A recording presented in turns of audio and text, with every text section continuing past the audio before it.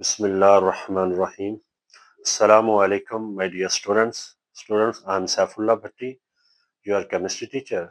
Students, we are discussing here the first year chemistry syllabus, chapter number 7, reaction kinetics. उसका आज हमारा review lecture है क्योंकि हमारा टेस्ट होने जा रहा है 1st of December at Monday. तो चैप्टर वाइज टेस्ट का आगाज होने जा रहा है, इसलिए हम कंप्लीट चैप्टर का my dear student review lecture discuss करने लगे हैं। तो चैप्टर 7 है फर्स्ट ईयर केमिस्ट्री।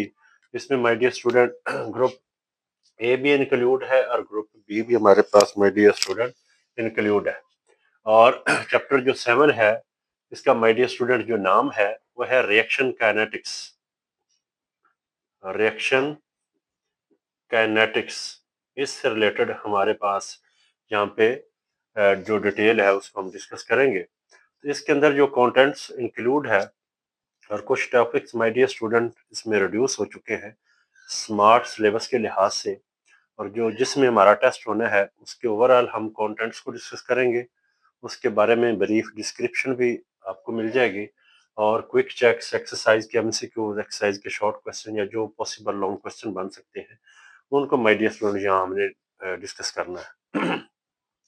जो फर्स्ट टॉपिक है डेट इज कोलिजन थ्योरी, ये हमारे पास एक टॉपिक है। इससे पहले इंट्रोडक्शन आ जाता है, रिएक्शन काइनेटिक्स होती क्या है, उसकी डिफाइन है और किन फैक्टर्स वगैरह के ऊपर इफेक्ट उसके ऊपर इफेक्ट कर सकते हैं वो है, यानी कि इंट्रो है इस चैप्टर के बारे में। उसके बाद हमारे पास टॉपिक आ जाएगा रेट ऑफ रिएक्शन, फिर इंस्टेंटेनियस एंड एवरेज रेट है, फिर measurement of rate of chemical reaction, ये एक हमारे पास एक लॉन्ग क्वेश्चन है। यहाँ पे रेट ऑफ रिएक्शन भी एक लॉन्ग क्वेश्चन है, दूसरे वाला ये लॉन्ग क्वेश्चन पॉसिबल है। फिर मेजरमेंट ऑफ रिएक्शन है, इसमें फिजिकल मेथड्स और केमिकल मेथड है, ये भी लॉन्ग क्वेश्चन है। Factor affecting my dear student, ये टॉपिक है, ये भी एक लॉन्ग क्वेश्चन है। इसमें फैक्टर ऑफ टेम्परेचर जो है वो एक इंपॉर्टेंट लॉन्ग क्वेश्चन बन सकता है। और रिएक्शन ऑर्डर है माय डियर स्टूडेंट। और फैक्टर अफेक्टिंग के अंदर एक टॉपिक है कैटलिस्ट वाला, उसकी डिफाइन, उसकी टाइप्स वगैरह वो भी है। रिएक्शन ऑर्डर में हमारे पास zero order, first order, second order, third order या फ्रैक्शन ऑर्डर है। उसके बाद रेट कांस्टेंट जो है उसके यूनिट्स जो हैं, यहाँ तक हमारे पास टॉपिक है।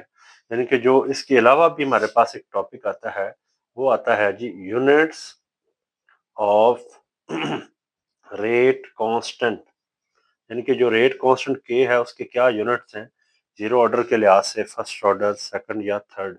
तो ये ओवरऑल हमारे पास सिलेबस है। उसके अलावा अगर हम क्विक चेक्स की बात करें इस सिलेबस से रिलेटेड हमारे पास 7.1 से लेकर 7.7 तक जो है quick checks, total 7 quick checks है। ये राउंड अबाउट हमारे पास my dear student 14 to 15 important short question इसमें बनते हैं और इसमें कुछ ग्राफ से रिलेटेड है। Sorry my dear student, they are not so important one as compared to your paper point of view, but जो बाकी है उनको आपने बहुत अच्छे से करना है। एक्सरसाइज के एमसीक्यूज है मेरे पास 1 2 3 4 5 6 10 11 7 8 9 और जो 12 13 है वो माय डियर स्टूडेंट वो स्मार्ट सिलेबस के मुताबिक रिड्यूस हो चुके हैं। और एक्सरसाइज के जो शॉर्ट क्वेश्चन है वो है A B D E I J, इनके टोटल 6 शॉर्ट क्वेश्चन है। These are very important one. और राउंड अबाउट 9 शॉर्ट क्वेश्चन जो है वो रिड्यूस हो गया। तो काफी ये हमारे पास एक काफी ही स्मार्ट सिलेबस है in terms of exercise short question. अब हम थोड़ा इनको डिस्कस करते हैं। रिएक्शन काइनेटिक्स हमारे पास क्या है? Reaction kinetics my dear student main यही है कि इसके अंदर हमारे पास जो आ जाता है that is the rate of chemical reaction, यानी कि rate of a chemical reaction, यानी कि इसमें जो मेन चीज है वो हम रेट ऑफ केमिकल रिएक्शन की बात करते हैं। और उसके अलावा कुछ ऐसी कंडीशंस हैं जो रेट ऑफ केमिकल रिएक्शन के ऊपर इफेक्ट कर सकती हैं, यानी कि कुछ फैक्टर्स वगैरह को हम इसके अंदर डिस्कस करते हैं। ये ओवरऑल हमारे पास एक शॉर्ट क्वेश्चन है, यानी कि रेट ऑफ रिएक्शन जो है हमारे पास रिएक्शन काइनेटिक्स, इसकी डिफाइन क्या हो सकती है। तो जिसमें रेट ऑफ रिएक्शन मीन हम आर ओ आर की बात करते हैं, यानी कि जो रिएक्शन है हम उसकी स्पीड की बात करते हैं। जिसके अंदर रिएक्शन की स्पीड हो, रिएक्शन की रफ्तार हो, कुछ रिएक्शन स्लो होते हैं, कुछ फास्ट होते हैं, इनके बारे में भी इंट्रोडक्शन में चीज बताई गई है, तो उसको हम रिएक्शन काइनेटिक्स कहते हैं। और उस रिएक्शन की रफ्तार के ऊपर कुछ ऐसे पैरामीटर्स हैं जो माय डियर स्टूडेंट इफेक्ट कर सकते हैं। तो ये इंट्रोडक्शन में करना है और इसमें एक डिफाइन बन जाती है रिएक्शन काइनेटिक्स। उसके बाद कोलिजन थ्योरी है। Collision theory my dear student ये बताती है कि जब भी केमिकल रिएक्शन होता है तो जो रिएक्टिंग स्पीशीज हैं, जो रिएक्टेंट्स हैं हमारे पास, वो प्रॉपर ओरिएंटेशन में आते हैं और वो एक दूसरे के साथ कोलाइड करते हैं। और जब कोलाइड करते हैं, अगर उनका collision my dear student effective होता है, एक ऐसा कोलिजन जिसकी वजह से वो प्रोडक्ट बना ले, तो उस कोलिजन को हम इफेक्टिव कोलिजन कहेंगे। और अगर वो कोलिजन मिलता है माय डियर स्टूडेंट उन रिएक्टेंट्स को, फर्ज किया ये हमारे पास रिएक्टेंट्स हैं और वो अगर उनको खास एनर्जी मिल जाती है तो माय डियर स्टूडेंट वो आगे प्रोडक्ट्स में कन्वर्ट हो जाते हैं। यानी कि उन रिएक्टेंट्स को एक एनर्जी चाहिए जिसे हम my dear student energy of activation कहते हैं। और वो उनकी अगर एक खास रेंज तक वो एनर्जी अवेलेबल हो जाती है, इसलिए हमने ये एक कर्व बना दिया है कि वो उनको एनर्जी चाहिए। अगर वो एनर्जी मिल जाएगी तो वो प्रोडक्ट बना लेंगे और वो फिर कोलिजन हमारे पास इफेक्टिव होएगा। ऑन द अदर हैंड वो पार्टिकल जो है रिएक्टेंट रिएक्टेंट स्पीशीज वो बाउंस बैक हो जाएंगे, वापस आ जाएंगे, वो रिएक्टेंट में ही रहेंगे और वो प्रोडक्ट में चले जाएंगे। और उसके लिए जो एनर्जी चाहिए इफेक्टिव कोलिजन के लिए या प्रोडक्ट बनाने के लिए, उसे हम एनर्जी ऑफ एक्टिवेशन कहते हैं। ये जो है कोलिजन थ्योरी में बताया गया। उसके बाद रेट ऑफ रिएक्शन जो है, माय डियर स्टूडेंट हम यहाँ पे जस्ट उन टॉपिक्स के बारे में कुछ बेसिक पॉइंट्स आपसे डिस्कस कर रहा हूँ। हम इन डिटेल में तो उन चीज़ों को इस टाइम के अंदर डिस्कस नहीं कर सकते, क्योंकि ये ऑलरेडी माय डियर स्टूडेंट आपने आपके आपके कॉन्सेप्ट क्लियर हैं, तो ऑलरेडी ये लेक्चर्स की फॉर्म में आपको ये चीज़ें करवाई गई हैं। तो रेट ऑफ रिएक्शन क्या होता है my dear student? Rate of reaction mean reaction की स्पीड, रिएक्शन की रफ्तार। और रिएक्शन की जो स्पीड है, रफ्तार है, उसका जो रेट है, उसका आइडिया हम माय डियर स्टूडेंट उसको टाइम के लिहाज से देखते हैं। यानी कि जब भी रिएक्शन होता है तो चेंज इन कंसंट्रेशन आता है। यानी कि ये हमारे पास अगर हम कहते हैं रिएक्टेंट्स हैं, with the passage of time my dear student ये प्रोडक्ट्स में चले जाएंगे। और वो जो टाइम है, टाइम के लिहाज से इनकी रिएक्टेंट्स की अमाउंट कन्वर्ट हो रही है प्रोडक्ट के अंदर। तो इसका मतलब इनकी अमाउंट में क्या आ रहा है? चेंज आ रहा है, डेल्टा सी आ रहा है, चेंज इन टाइम। और साथ साथ टाइम भी चेंज हो रहा है, वक्त के साथ कंसंट्रेशन में जो चेंज आ रही है उसे हम रेट ऑफ रिएक्शन कहेंगे। यानी कि हमारे पास रेट ऑफ रिएक्शन फिर हुआ डेल्टा सी बटे delta T, change in concentration बटे टाइम। तो चेंज इन कंसंट्रेशन जो है या कंसंट्रेशन का यूनिट हमारे पास आ जाता है माय डियर स्टूडेंट मोल पर क्यूबिक डेसीमीटर, और टाइम जो है उसका यूनिट सेकंड है। तो ये हमारे पास इसका यूनिट भी आ गया। ये एक इम्पोर्टेंट शॉर्ट क्वेश्चन भी है और ये माय डियर स्टूडेंट ऑफिशियली हमारे पास एक फर्स्ट लॉन्ग क्वेश्चन भी आ जाता है आपके टेस्ट से रिलेटेड। उसके बाद देखा जाए आ जाता है एक बड़ा इंपॉर्टेंट शॉर्ट क्वेश्चन है my dear student, very important one, that is the instantaneous rate and average rate. यानी कि किसी मोमेंट्स के लिए लम्हाती तौर पे अचानक अगर आप किसी रिएक्शन की स्पीड या रेट चेक करते हैं, हम उसे इंस्टेंटेनियस रेट कहेंगे। और अगर दो जो आपके पास दो इंटरवल का ले लेते हैं, यानी कि टू टाइम लेके उसका जो हम एवरेज चेक करेंगे, तो वो हमारे पास एवरेज रेट आ जाता है। ये एक शॉर्ट क्वेश्चन है। फिर measurement of a rate of chemical reaction my dear student, ये भी एक लॉन्ग क्वेश्चन है जिसके अंदर my dear student different experiments के बाद जो है वो किसी भी रिएक्टिंग स्पीशीज का जो रिजल्ट्स लिए गए और उनको टाइम के लिहाज से माय डियर स्टूडेंट देखा गया है और उसको एक ग्राफ की मदद से माय डियर स्टूडेंट इस तरह एक्सप्लेन किया गया है कि ये इधर टाइम जो है चल रहा है और इधर उसकी रिएक्टेंट्स की अमाउंट जो वो कम हो रही है और वो प्रोडक्ट में जा रही है। और उसको फिर चेक करने के लिए माय डियर स्टूडेंट एक प्रॉपर कैलकुलेशन की गई है कि कितना टाइम है, कितनी चेंजेस है। और यहाँ पे एक राइट ट्रायंगल ली जाती है, पर देखिए ये ए है, ये बी है, सी है, तो वहां से ये प्रॉपर कैलकुलेशन की जाती है। उसके बाद हमारे पास आ जाता है measurement of a chemical reaction. Measurement में हमारे पास दो मेथड है माय डियर स्टूडेंट, एक हमारे पास फिजिकल मेथड है और दूसरा हमारे पास केमिकल है। तो केमिकल जो है ये हमारे पास भी एक लॉन्ग क्वेश्चन बन सकता है। As such data that is mentioned in your book is very short, but इसको अच्छे से करना है, जिसमें एक केमिकल रिएक्शन करवा के किसी रिएक्शन का जो उसकी कंसंट्रेशन है, उसकी अमाउंट को माय डियर स्टूडेंट चेक किया जाता है कि रिएक्शन किस अमाउंट तक हो गया, किस कंसंट्रेशन तक हो गया। केमिकल मेथड के अंदर माय डियर स्टूडेंट ये एक कंपाउंड लिया जाता है जिसे हम ईस्टर कहते हैं, इसकी हाइड्रोलाइसिस करवाई जाती है in the presence of acetic medium. और जब इसकी हाइड्रोलाइसिस होती है ये एस्ट्रिक एसिड में और अल्कोहल में माय डियर स्टूडेंट कन्वर्ट हो जाता है। यानी कि एस्टर एक कंपाउंड ही है, उसको वाटर में केमिकली रिएक्ट करवा के ये चीज बनाई जाती है। तो यहाँ पे इसकी अमाउंट को चेक करने के लिए उस रिएक्शन मिक्सर के अंदर थोड़ा सा सैंपल लेके उसकी टाइट्रेशन करवाई जाती है, जो हमारे पास स्ट्रॉन्ग बेस है, तो उससे यानी कि हम इसकी अमाउंट का आइडिया लगाया जा सकता है। उसके बाद फिजिकल मेथड्स आ जाते हैं। फिजिकल मेथड्स हमारे पास बहुत इंपॉर्टेंट है, ये long question.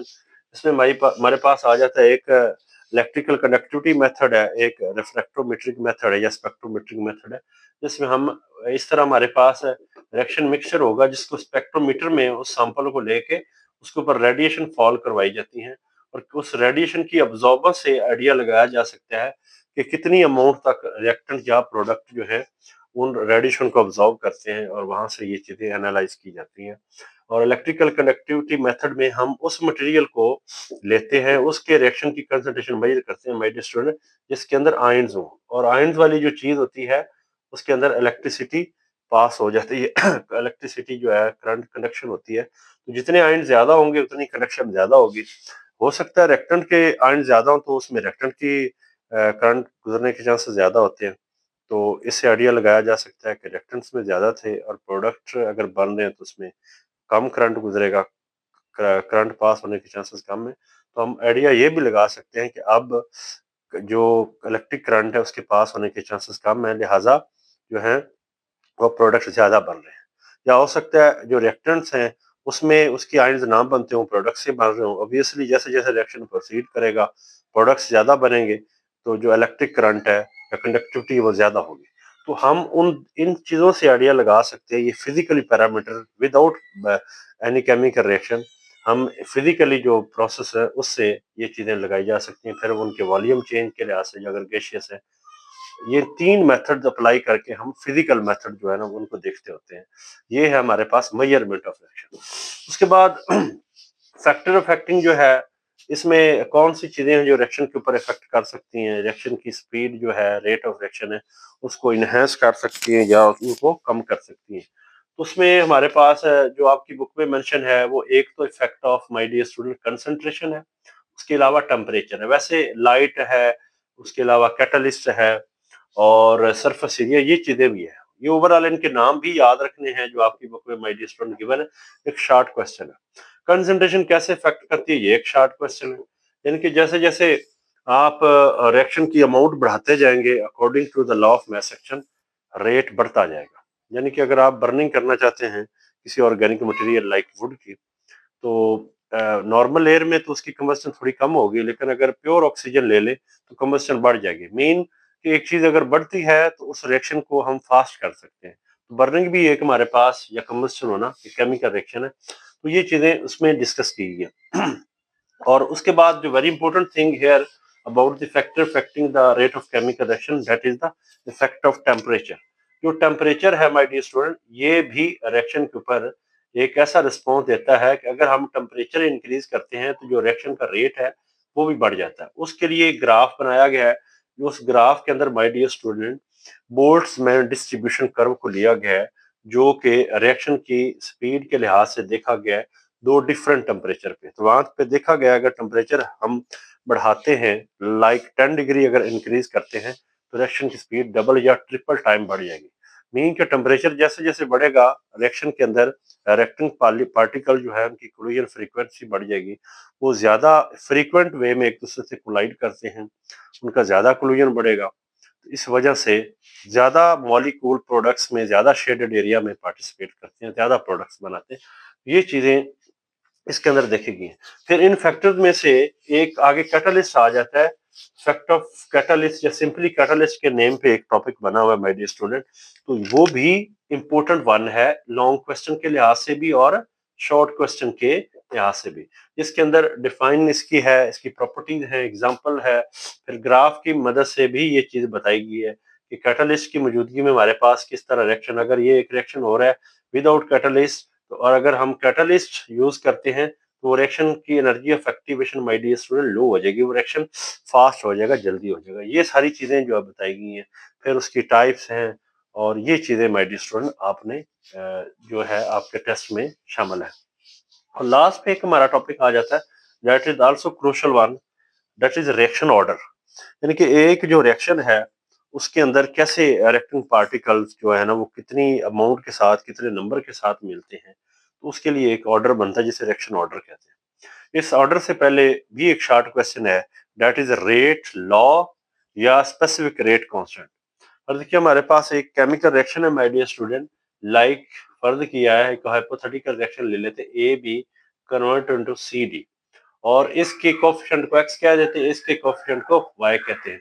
According to the law of mass action इसका रेट लॉ एक्सप्रेशन यू बनेगा, rate is equal to K A into B.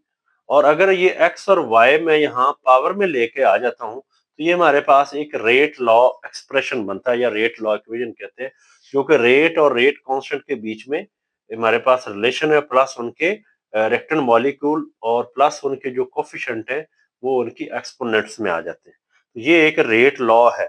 अगर यही रेट लॉ, ये रिएक्टेंट है, इनकी वैल्यू को अगर मैं यूनिटी ले लूं, यानी कि ये भी वन हम कर देते हैं, हम ये भी वन कर देते हैं, तो अगर इनकी पावर एक्स वाई तो वो वही रह जाएगा, तो फिर रेट जो है हमारे पास माय डियर स्टूडेंट वो रेट कांस्टेंट के बराबर आ जाएगा के। तो जब रेट और के इक्वल हो जाते हैं इस चीज को हम कहते हैं स्पेसिफिक रेट कांस्टेंट। इन दोनों के बीच में एक ये डिफरेंस शॉर्ट क्वेश्चन भी बन सकता है और इनसे रिलेटेड क्विक चेक्स में भी क्वेश्चन है।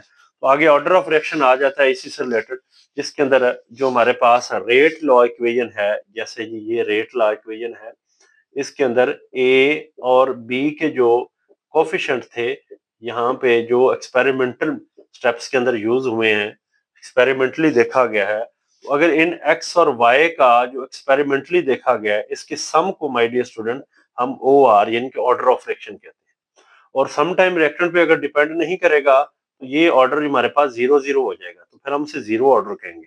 अगर इन्हीं का सम वन हम ले लेते हैं तो फर्स्ट ऑर्डर है, अगर टू ले लेते हैं तो सेकंड ऑर्डर है, थ्री ले लेते हैं तो थर्ड ऑर्डर है, अगर फ्रैक्शन में आ जाए जैसे 1.5 है या 2.5 है तो इसे फ्रैक्शनल ऑर्डर कहते हैं। ये these are very important short question including their example, और ओवरऑल ये एक लॉन्ग क्वेश्चन है जिसमें इसकी डिफाइन और any zero first second order को भी पूछा जा सकता है।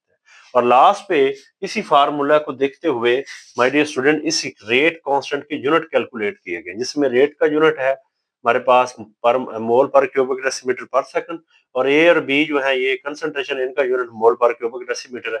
इसी वैल्यू को उधर डिवाइड करना है के हमारे पास एक प्रॉपर यूनिट्स आ जाएंगे। तो इस के आप जीरो ऑर्डर के लिए वहां एन निकलेगा, एन की वैल्यू की जगह जीरो पुट कर सकते हैं, फर्स्ट के लिए वन टू, इस तरह करके आप बाकी जो जितने भी हमारे पास ऑर्डर ऑफ फ्रैक्शन है माय डियर स्टूडेंट हम उनके जो यूनिट्स हैं वो देख सकते हैं।